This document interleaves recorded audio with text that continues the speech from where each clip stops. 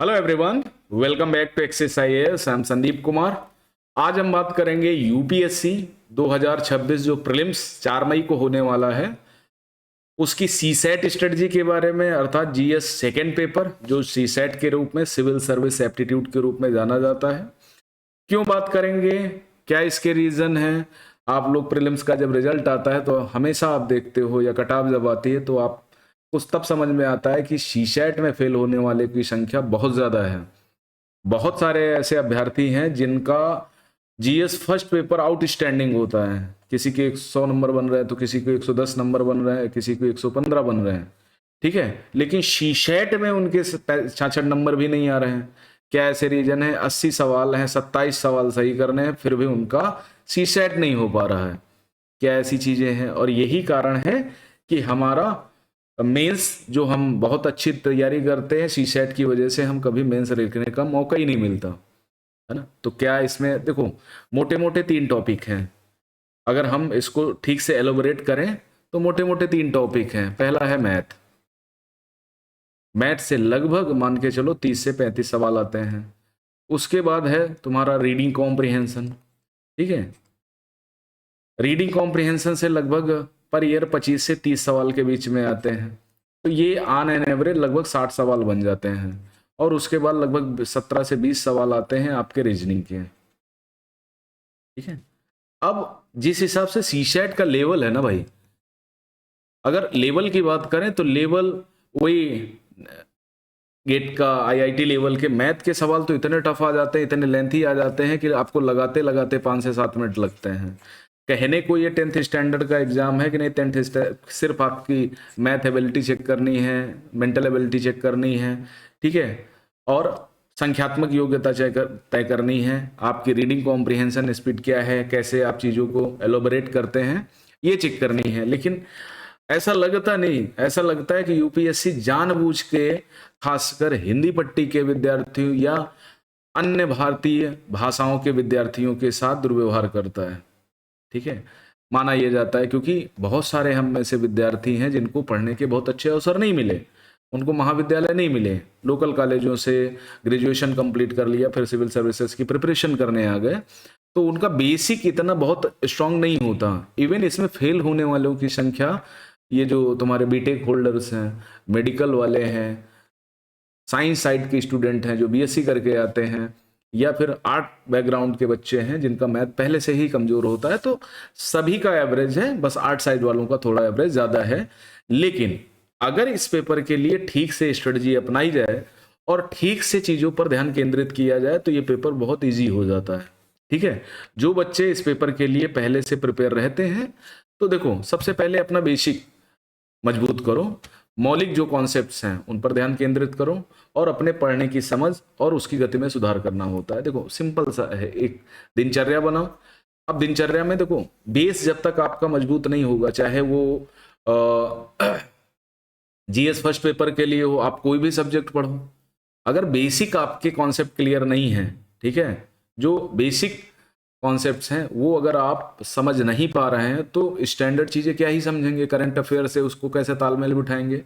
तो किसी भी सब्जेक्ट को तैयार करने का सबसे बेहतरीन बात यह है कि आप उसकी जो मौलिक अवधारणाएं हैं, बेसिक कॉन्सेप्ट्स हैं, उनको पढ़ो और अपने पढ़ने की समझ और गति में सुधार करना है। और टारगेट बनाओ कि पर डे अभ्यास करना है, कम से कम 10 प्रश्न मैथ के करने हैं, 10 प्रश्न रीजनिंग के करने हैं, 10 रीडिंग कॉम्प्रिहेंशन के करने हैं। तो जो भाई अपनी जो आउट चीजें बनाओगे, स्ट्रेटजी बनाओगे, या फिर कह सकते हो जो अपने कॉन्सेप्ट क्लैरिटी के लिए जो आप अभ्यास करोगे, वो कहीं ना कहीं आपके दिमाग में घुसेंगे। पिछले वर्षों के जो पीवाईक्यूज हैं, 4-5 वर्षों के सीसेट पेपर करो आराम से, ठीक है। और देखो यहां पर क्या है ना, यूपीएससी की प्रिपरेशन करना है तो कंसिस्टेंसी बहुत इंपॉर्टेंट चीज है। अगर आप कंसिस्टेंसी के साथ प्रिपरेशन नहीं कर रहे, आप अगर 2 दिन बहुत अच्छा 8-10 12-12 घंटे पढ़ाई करी और 2 दिन आपने पढ़ाई छोड़ दी, तो वो कहीं ना कहीं फिर एक रिदम बनाने में दिक्कत आती है। ये लोग आप लोग भी समझते होंगे कि सप्ताह भर हमने पढ़ाई की थी, फिर 4 दिन पढ़ाई नहीं की, नेक्स्ट वीक भी हमारा बेकार हो गया। और यहाँ सीसेट में बहुत ज्यादा निरंतरता की आवश्यकता होती है, ठीक है। और मतलब ऐसा है कि जो जेन्युइन हो, ऐसा नहीं कि बस पढ़ने बैठ गए, कर लिया, मैथ कर लिया, ये कर लिया, वो कर लिया, नहीं, वीडियो लेक्चर चल रहा था, मैंने मैथ की प्रैक्टिस कर ली, नहीं, अपने आप से प्रैक्टिस करनी है। ठीक है, दिनचर्या स्थापित करना है जो सीसेट को आपकी दैनिक तैयारी में एकीकृत कर दे, यानी इंटीग्रेट कर दे। और बाधाएं क्या हैं भाई? समय प्रबंधन, टाइम मैनेजमेंट सबसे बड़ी प्रॉब्लम है सीसेट में। हम क्या करते हैं, हम अभी सीसेट को नहीं पढ़ रहे होंगे, 7 महीने बचे हैं, लगभग 200 दिन के आसपास हमारा प्रीलिम्स बचा हुआ है, 4 मई को है। अब अभी हम सीसेट नहीं देख रहे हैं, अभी हम जीएस में लगे पड़े हैं, करंट अफेयर्स में लगे पड़े हैं, हिस्ट्री में लगे पड़े हैं, पॉलिटी में लगे पड़े हैं, सीसेट में हम ध्यान नहीं देंगे। प्रॉब्लम दिसंबर के एंड में बहुत सारे अभ्यर्थी ऐसे होंगे जो सीधे मई में एग्जाम है तो अप्रैल में देखना शुरू करते हैं कि चलो कर ही लेंगे क्या है, और फिर जा करके एग्जाम भवन में जब बैठते हैं, मैंने ये चीज़ महसूस करी, जब एग्जाम भवन में हम होते हैं, सीसेट का पेपर हमारे सामने आता है, तो हम ये महसूस कर रहे होते हैं कि थोड़ी सी प्रैक्टिस कर ली होती तो शायद हमारा सीसेट पेपर अच्छे से क्लियर हो जाए। ये क्वेश्चन बड़े ईजी हैं, बस हमारी प्रैक्टिस नहीं है, इसलिए हम इनको सटीकता से नहीं कर पा रहे हैं, ये हमारे दिमाग में चलता रहता है। तो सीसेट देखो, परीक्षा के दौरान प्रत्येक जो अनुभाग है, ठीक है, उसके लिए आपको टाइम मैनेज करना पड़ेगा, जो भी पार्ट है, चाहे मैथ हो, रीजनिंग हो, रीडिंग कॉम्प्रिहेंशन हो, टाइम मैनेजमेंट टेक्निक आपको आनी चाहिए। ठीक है, और देखो होता ये है ना कि आपको 80 क्वेश्चन नहीं करने, ये मान के चलिए, आपको जीएस फर्स्ट पेपर में 100 के 100 क्वेश्चन नहीं करने, आपको 80 क्वेश्चन जीएस फर्स्ट पेपर में करने हैं, 50-60 क्वेश्चन सीसेट पेपर में करने हैं। ठीक है, अब गति से अधिक आपको सटीकता आनी चाहिए, मतलब क्लैरिटी होनी चाहिए। स्पीड मायने नहीं रखती, क्लैरिटी बहुत इंपॉर्टेंट है इस एग्जाम के लिए, कि क्योंकि आपको निगेटिव मार्किंग को कम करना है, ठीक है, और पॉजिटिव मार्किंग को बढ़ाना है, उसकी रणनीति बनानी है। ठीक है, अपनी मानसिकता जो मेंटेलिटी है भाई, अपनी चिंता पे काबू पाओ, वास्तविक परीक्षा के लिए मानसिक लचीलापन बनाओ, जब भी आप प्रैक्टिस करो तो थोड़ा दिमाग लगा के करो।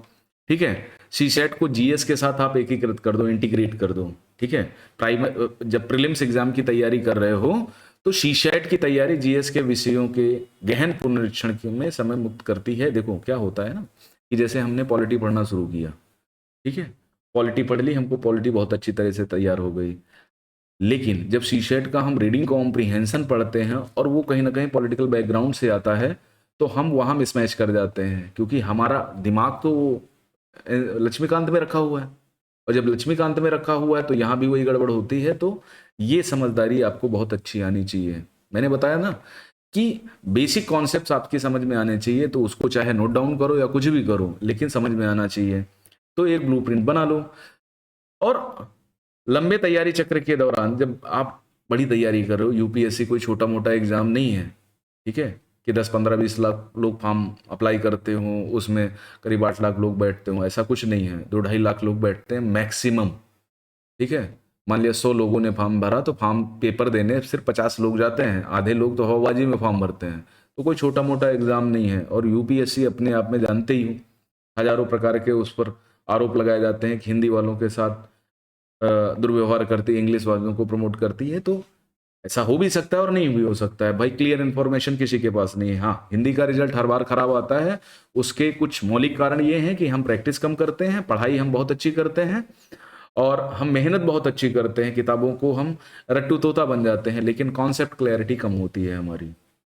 ठीक है, जब इंटीग्रेट करना होता है एक सब्जेक्ट को दूसरे सब्जेक्ट के साथ, तब हम गड़बड़ कर जाते हैं।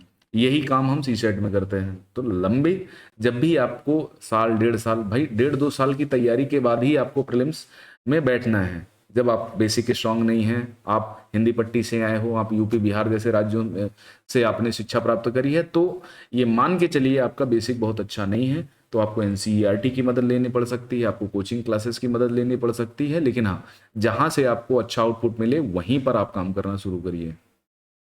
ठीक है, अपने एफर्ट जाया मत करिए, अपने अटेम्प्ट जाया मत करिए। जनरल को 6 अटेम्प्ट मिलते हैं, ओबीसी को 9 अटेम्प्ट मिलते हैं, एससी एसटी को अनलिमिटेड अटेम्प्ट मिलते हैं, लेकिन एक टाइम बाउंडेशन है।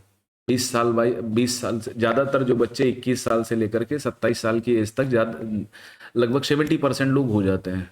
ठीक है, 70% लोग, और बाकी बचे 30% ये वो हैं जो 27 से लेकर के 35 साल की एज तक होते रहते हैं। तो जो मूल समय है, जो बेहतरीन समय है, वो 21 से 27, 21 से 24, 25, 26, 27, मैक्सिमम 27 साल तक हो जाइए। तो सर्विस करने का मजा आता है भाई, क्योंकि सिर्फ कलेक्टर बन के ही थोड़ी खुश रहना है, सचिव भी बनना है, ज्वाइंट सेक्रेटरी भी बनना है, मोदी जी के साथ भी बैठना है। तो कहीं ना कहीं आपको समय का बाउंडेशन ध्यान में रखते हुए 12 महीने 18 महीने में अच्छी तैयारी करनी है, 6-8 घंटे रोज पढ़ना है, कंसिस्टेंसी बरकरार रखनी है, चाहे वो शीशेट पेपर हो, चाहे वो आपका जीएस फर्स्ट पेपर हो। प्रैक्टिस बहुत इंपॉर्टेंट चीज है, क्योंकि प्रीलिम्स एग्जाम ही प्रैक्टिस का है। आ गई बात समझ में? तो दूसरी बात, अब जैसे मान लिया, सपोज करो मैं सिलेबस लेके नहीं बैठा, लेकिन हाँ कुछ चीजें मैं आपको बहुत इजी टाइप में बताता हूं। जैसे सपोज करो मैथ मैथ के 30-35 सवाल आए, 30 से 35 सवाल मैथ के आए, ठीक है। अब मैथ में हम नहीं कहते कि आप कम से कम 25 सवाल सही करके आओ, लेकिन आप कम से कम 10 सवाल पे प्रैक्टिस कर सकते हो, 15 सवाल पर प्रैक्टिस कर सकते हो। मूल 5-6 टॉपिक हैं जहां से 10-15 सवाल मिल जाएंगे आराम से। आपको परसेंटेज से मिल सकते हैं, आपको टाइम एंड डिस्टेंस से मिल सकते हैं, चाल एवं दूरी जिसको कहते हैं, ठीक है। आपको अनुपात समानुपात से मिल सकते हैं, प्रोपोर्शन, ठीक है। आपको मिल सकते हैं प्रॉफिट एंड लॉस से मिल सकते हैं। तो ये कुछ अंकगणित के टॉपिक हैं, अर्थमेटिक के, जिनमें आप प्रैक्टिस कर सकते हो। 8-10 क्वेश्चन 15 क्वेश्चन आप आराम से कर लो। दूसरे वो हैं जो रीजनिंग, ठीक है। रीजनिंग लगभग 15 से 20 सवाल पूछे जाते हैं। अब इसमें 8 से 10 सवाल अत्यंत सरल टाइप के होते हैं, बहुत एफर्ट जाया नहीं करने भाई। हिंदी पट्टी में ज्यादातर जिनको मैथ और रीजनिंग में प्रॉब्लम है ना, वो सीधे सीधे रीडिंग कॉम्प्रिहेंशन में जाते हैं, और सीधे वो एग्जाम हॉल में ही क्या करते हैं, एग्जाम हॉल में ही बैठ करके पेपर को देखते हैं पहली बार। ना वो ठीक से पीवाईक्यू करेंगे, ना दिमाग लगाएंगे, ना ब्लूप्रिंट तैयार करेंगे, तो कहाँ से सीसेट पेपर होगा। आप जीएस चाहे जितनी अच्छी कराओ, सीसेट नहीं हुआ तो कुछ नहीं हुआ, मिनिमम क्वालिफाई नहीं कर पा रहे हो, 27 क्वेश्चन सही नहीं कर पा रहे हो। तो जो तीनों टॉपिक है ना, चाहे वो मैथ हो, रीजनिंग हो, रीडिंग कॉम्प्रिहेंशन हो, तीनों टॉपिक पे आपको बराबर एफर्ट मारने हैं।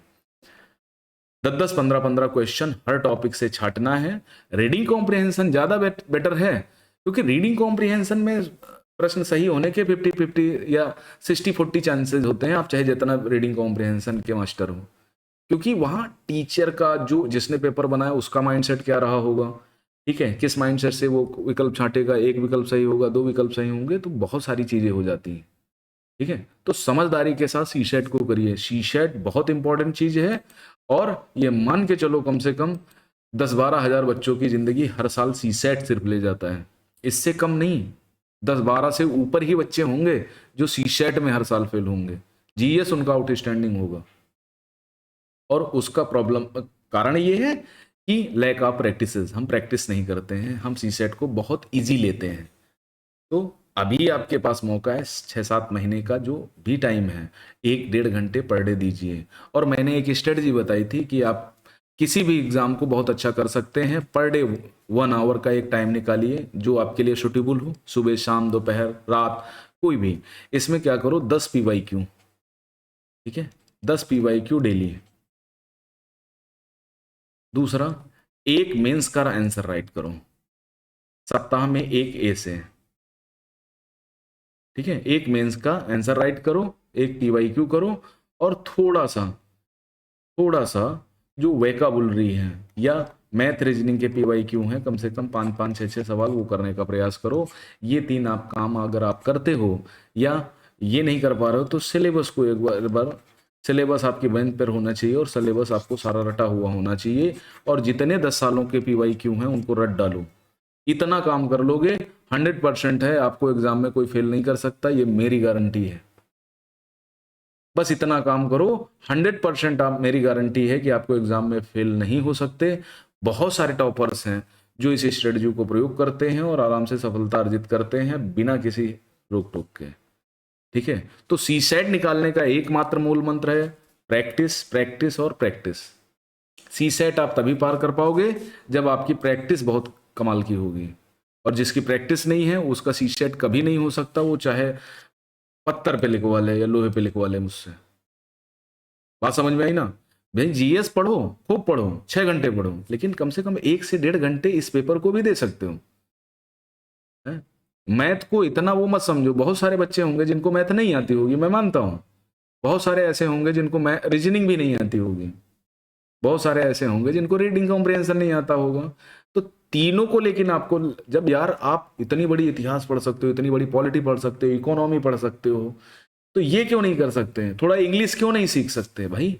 सीखना चाहिए आपको। क्या ही है, लैंग्वेज है। मैथ क्या है? सिंपल सा गुणा भाग है। अर्थमेटिक के 8-10 सवाल छांट लो, रीडिंग कॉम्प्रिहेंशन के 8-10 सवाल छांट लो, ठीक है, रीजनिंग के 8-10 सवाल छांट लो, आराम से सीसेट निकल जाएगा। क्या दिक्कत है? ठीक है, दिक्कत बस आपके माइंडसेट की है, क्योंकि आपने अपने दिमाग में बना रखा है क्योंकि मेरा मैथ अच्छा नहीं है इसलिए मेरा सीसेट नहीं हो रहा है। और ये माइंडसेट जब तक आप बनाते रहोगे, बिना प्रैक्टिस के माइंडसेट बनाओगे, तो प्रॉब्लम क्रिएट करेगा। 2 दिन मैथ नहीं आएगी, 10 दिन नहीं आएगी, लगे रहो यार। मेहनत करने से होता है, मैंने की है, मुझे पता है। ठीक है, मेहनत करोगे तो हो जाएगा। और टाइम जाया मत करो। बहुत सारे होंगे जिनका 2 बार 4 बार 6 बार से प्रीलिम्स नहीं हुआ होगा। तो समय है अभी 6-7 महीने का।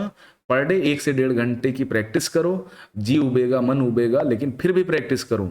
आराम से आपका सीसेट पेपर निकल जाएगा, ये मैं लिख के देता हूँ। ऐसे करोगे तो ही होगा, अन्यथा नहीं होगा। ठीक है, तो आज के लिए इतना ही। Thank you very much. मिलते हैं नेक्स्ट सेशन में, तब तक के लिए धन्यवाद, नमस्कार।